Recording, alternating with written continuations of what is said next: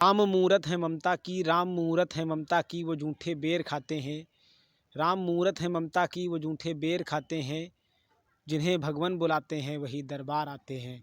तो जी हाँ साथियों, अयोध्या में बन रहे भगवान श्री राम के मंदिर के उद्घाटन की जो तारीख है वो 22 जनवरी और इसी साल यानी कि साल 2024 जो तय हुई है, उसको लेकर के अक्षत निमंत्रण घर घर भेजा जा रहा है। और ये अक्षत निमंत्रण राम मंदिर का उन्हीं सौभाग्यशाली घरों में पहुंच रहा है जो भगवान श्री राम के अनन्य भक्त हैं और उनमें अपनी अगाध आस्था रखते हैं। ये अक्षत निमंत्रण जो है वो उसमें किसी भी तरह का भेदभाव नहीं है। वो हिंदू के घर भी पहुंच रहा है और वो मुसलमान के घर भी पहुंच रहा है। वो मुसलमान जिनके जिनके दिल में राम है, वो मुसलमान जिनके मन में राम है और वो मुसलमान जिनके अंतरात्मा में राम है। तो जी हाँ साथियों, अक्षत निमंत्रण भेजने का दौर जारी है और इस बार अक्षत निमंत्रण पहुंचा है मिर्ज़ापुर जनपद के यानी उत्तर प्रदेश राज्य के अंतर्गत पड़ने वाले मिर्ज़ापुर जनपद के जमालपुर ब्लॉक के अंतर्गत पड़ने वाले एक गाँव में। और वहाँ पर जो है ये पहुँचा है मोहम्मद हबीब के घर। तो जी हाँ साथियों, मोहम्मद हबीब एक मुसलमान हैं और उनके घर ये मतलब जो अक्षत हैं यानी कि भगवान श्री राम के मंदिर उद्घाटन का जो न्योता है वो उनके घर भेजा गया है। और अब उन्हें जो है भगवान श्री राम के मंदिर के निमंत्रण मिलने के बाद वो यहाँ पर यानी कि राम मंदिर आने के लिए लालायित हैं। वो आतुर हैं उस पवित्र अवसर के लिए जब वो अपनी आँखों से भगवान श्री राम के भव्य मंदिर के उद्घाटन के सपने को साकार होते देखेंगे। तो जी हाँ साथियों, अच्छा निमंत्रण जब मोहम्मद हबीब के घर पहुंचा तो मोहम्मद हबीब काफ़ी खुश थे। उनके अंदर उनकी आंखों में जो है भावनाओं के आंसू आ गए, वो रोने लगे और इतना ज़्यादा वो भावुक हो गए कि मतलब वो कहने लगे कि मुझे आखिर वो दिन मिल ही गया जिसका मुझे बरसों से इंतज़ार था और जिसके लिए मैं आज तक जीवित हूँ। आपको बता दें कि ये वही मोहम्मद हबीब हैं जिन्होंने अयोध्या में भगवान श्री राम के मंदिर के लिए कार सेवा की थी और उसके लिए उन्होंने काफ़ी संघर्ष किया था।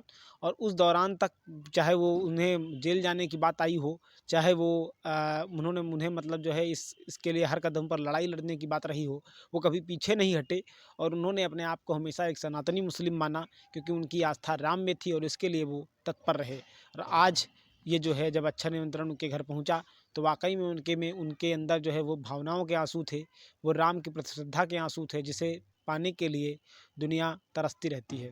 तो जी हाँ साथियों, ऐसे बिरले ही भक्त होते हैं जिनके घर जो है मतलब जो है जिनके घर भगवान श्री राम यानी या यूँ कहें कि जो ऐसे विरले ही मुस्लिम समाज के लोग होते हैं जिनके घर भगवान राम का निमंत्रण पहुंचता है।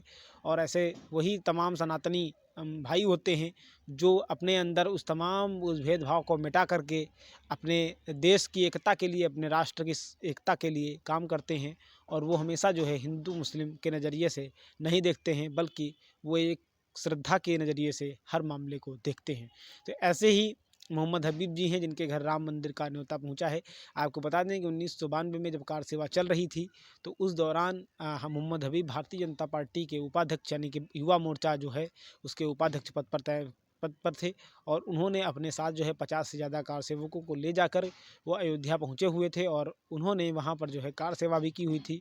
और जैसा जैसा उन्हें आदेश भारतीय जनता पार्टी आला कमान से मिला हुआ था वैसा वैसा उन्होंने किया हुआ था। उन्होंने सरयू में उनसे जब कहा गया कि आप सरयू में स्नान करके वहाँ से मिट्टी ले आइए और वो मिट्टी जो है वो मंदिर के लिए जमा मतलब डाल दीजिए आकर के, तो वो भी वहाँ पर गए हुए थे और उन्होंने भी उस मंदिर के लिए राम मंदिर के लिए मिट्टी को डाला हुआ था। ये उत्तर प्रदेश की मिर्ज़ापुर जनपद के रहने वाले मोहम्मद हबीब, अब तो उनकी जो अवस्था है वो लगभग 60 साल के आसपास होने वाली है, लेकिन मन में आस्था का जो समंदर है वो अभी भी जवान है। वो अभी भी उसी उल्लास के साथ काम कर रहा है जैसे कि एक भक्त के अंदर होना चाहिए। भक्ति की आपने रस खान की कहानी पढ़ी होगी, भक्ति रस में आपने जो है रहीम की कहानियाँ पढ़ी होगी। ऐसे बहुत सारे भक्त हुए हैं जिन्होंने भगवान जो केशव हैं यानी कि भगवान जो कृष्ण हैं उनकी भक्ति में अपने आप को न्यौछावर कर दिया है, अपने आप को समर्पित कर दिया है। तो ऐसे ही आज के हैं मोहम्मद हबीब जो बिल्कुल एक सामान्य घर में रहते हैं। घर भी ऐसा जो बरसात में टपकता है, लेकिन उसके बाद में भी उनकी ऐसी आस्था है कि वो राम के लिए दिल से समर्पित हैं, मन से समर्पित हैं। उनके पिताजी का स्वर्गवास हो चुका है।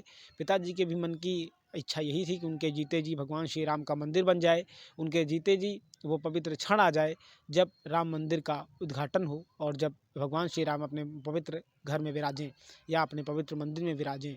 लेकिन उनके जीते जी तो ये अवसर नहीं आ पाया। तो उनका कहना है कि मेरे पिताजी जहाँ भी होंगे और वो इस पवित्र अवसर को अगर देख रहे होंगे तो निश्चित रूप से उनके अंदर एक खुशी होगी, उनके अंदर ऐसा भाव होगा जिससे कि वो अपने आप को कृतार्थ कर सकें, अपने आप को राम के प्रति समर्पित कर सकें। आप सभी ने अभी बीते दिनों एक वीडियो शायद देखा हो, और वो वीडियो था शबनम शेख का। वो लड़की जो मुंबई यानी महाराष्ट्र से अयोध्या तक पैदल आ रही है। सुबही खान को आप जानते होंगे, जो कि हमेशा भगवान श्री राम के लिए अपने बयान देती रहती हैं, अपने सनातनी परंपरा को, अपनी भारत की परंपरा को बचाने के लिए एकजुट होकर खड़ी रहती हैं। आपने प्रियदासी को भी देखा होगा, जो कि कृष्ण प्रियदासी, जो कि मथुरा वृंदावन के हैं। उन्होंने भी भगवान के प्रति अपने आप को इतना समर्पित कर लिया कि वो भी मुस्लिम धर्म से हिंदू हो गए। तो कुल मिलाकर के ऐसी भी तमाम विभूतियाँ हैं हमारे देश में, जो कि लगातार भाईचारे को बढ़ाने के लिए, आपसी सौहार्द और प्यार को बढ़ाने के लिए अपने आप को सनातनी मुस्लिम मानती हैं। और वो राम के लिए ना उनमें राम में से वो भेद करती हैं, ना वो रहीम से भेद करती हैं, बल्कि पवित्र अवसर के वो साक्षी बनने के लिए हमेशा आतुर रहती हैं, जिससे कि इस देश की धार्मिक जो ताना बाना है वो जुड़ा रहे और वो मजबूती के साथ आगे बढ़ता रहे। तो कुल मिलाकर के अब मोहम्मद हबीब जी इस पवित्र अवसर पर राम मंदिर के उद्घाटन के मौके पर वहाँ पर रहने वाले हैं। और वो उनका कहना है कि मैं इस निमंत्रण को पाकर धन्य हो गया, क्योंकि पता नहीं कितने ऐसे लोग हैं जो इस अवसर को पाने से चूक गए हैं। वो उस पल के साक्षी नहीं बन पाएंगे जिसका अवसर मुझे प्राप्त होने जा रहा है। और वो गर्व से कहते हैं कि मुझे गर्व है कि मैं इस पवित्र अवसर का साक्षी हूँ, और मुझे आज मैं अपनी भावनाओं को व्यक्त नहीं कर सकता हूँ जितना कि आज मुझे भगवान श्री राम के मंदिर उद्घाटन का न्योता पा करके खुशी हो रही है। तो कुल मिलाकर के उनका कहना यही है कि हर चीज़ को धर्म के चश्मे से नहीं, बल्कि आस्था के नज़रिए से देखना चाहिए।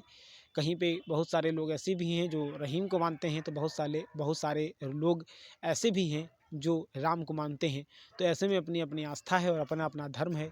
लोग कहीं ना कहीं इस पूरे के पूरे मामले को बहुत ही सद्भावना और प्यार भरे नज़रिए से देख रहे हैं। एक तरफ जब देश की बड़ी पार्टियां वो जो है निमंत्रण में जाने से कतरा रही हैं, चाहे वो कांग्रेस पार्टी हो, चाहे वो जो है तृणमूल कांग्रेस हो, चाहे वो मार्क्सवादी कम्युनिस्ट पार्टी हो, या फिर अन्य जो तमाम इंडिया गठबंधन में शामिल पार्टियां हैं, या फिर वो तमाम शंकराचार्य जो अपनी बयानबाजी से लगातार इस मुद्दे को घेर रही हैं, और वो अपने क्रेडिट को लेकर के, अपने कद को लेकर के सवाल उठा रही हैं। कि कोई ये कह रहा है कि मोदी जी छुएंगे मूर्ति को तो हम वहाँ पे क्या ताली बजाएंगे, कोई कह रहा है कि विधि सम्मत तरीके से नहीं हो रहा, धर्म सम्मत तरीके से नहीं हो रहा है, शास्त्र सम्मत तरीके से नहीं हो, इसलिए हम नहीं जाएंगे।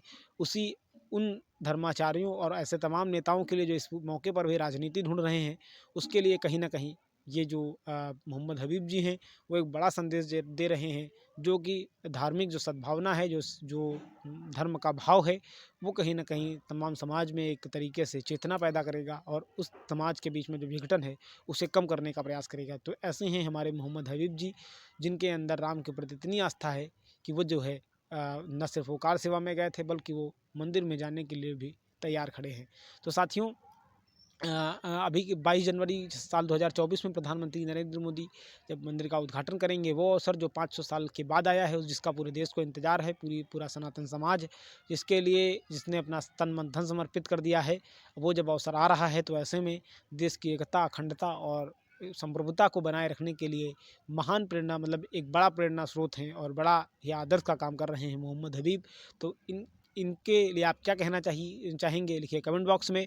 तो अभी के लिए रखते हैं इतना ही, मिलते हैं फिर किसी अगले टॉपिक पर, तब तक के लिए हमें दीजिए इजाज़त। आप सभी ने इतनी देर तक देखा, इसके लिए आप सभी का बहुत बहुत धन्यवाद। Thank you very much.